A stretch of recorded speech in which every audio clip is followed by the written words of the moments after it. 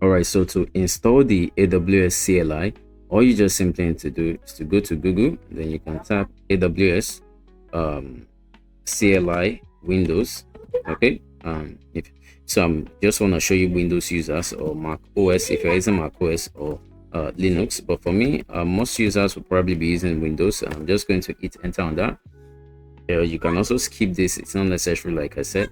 So what you want to do on Google, okay, so you are going to see this link, this URL here, installing or updating blah blah blah. Just click on it. Okay, and this is going to take you to AWS's website where you can simply download this. Okay, so it's quite tricky to find, but it should be easy. So if you scroll down gradually, you see what it says Linux, Mac OS, okay, whatever device you're using. So for me, I'm using Windows right now, so just click on Windows here to open it. Okay, and then if you scroll down a little bit, you see this link right here which allows you to install it. So I'm just going to click on the link, right, and then it starts to download. Okay, so you can see it's downloading. It's about 45 megabytes. Okay, so let's wait while it finishes downloading. Then when it's done downloading, you just want to install it right away.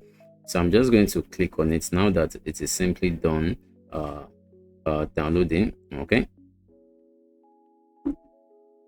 so I'm just going to click on it directly to install it right from there. Okay, so it says it is an executable for blah blah blah. Just in your own case, it may not give you this option. Just click OK.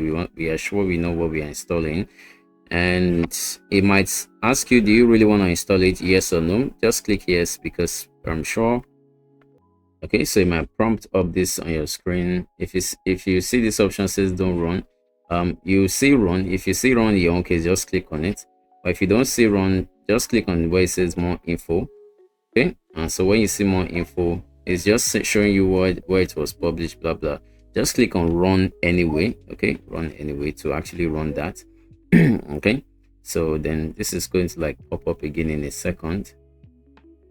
Okay, and as you can see, you just have to actually, I have it installed already, but for you, just click next, next, next, next, you know, just straight up like that. So once it's done installing, you can just click finish and that's it. Okay, so in order for you to actually test this, if this works properly, so what you want to do on your PC, just search for command prompt, or you can just type cmd. Okay, not like this is the application itself. Okay, it just runs inside your system, and in order for you to see if it runs or works, you just need to open this command prompt. This command prompt just allows you to interact with your system by writing commands. That's all. Okay, so what we are gonna do is just search for cmd and on your PC and open it. You don't need to worry about what that is. Okay, like I said, it's just used for text-based interactions with your system. Okay, so once it opens up, don't worry if things looks different like mine. Okay, but the only thing you just need to do is to just type AWS, okay, then hyphen version. Okay, then you press enter. So what this is going to happen here is that it must give you the version of AWS you've just installed. And if you look at AWS here, the current version is version 2. Okay, so it says version 2 here, right? So since we've also installed the proper version, we should see that it shows us version 2. So this is it right here. So AWS CLI 2. So which means version 2 and blah blah blah, Python 3, you know, that's the current version of Python, Windows 11, blah blah. Okay, so once you see this, it means that's successfully installed. And the next video, I'll show you a little practical on how to log in by using this CLI. So this is called the CLI. Okay,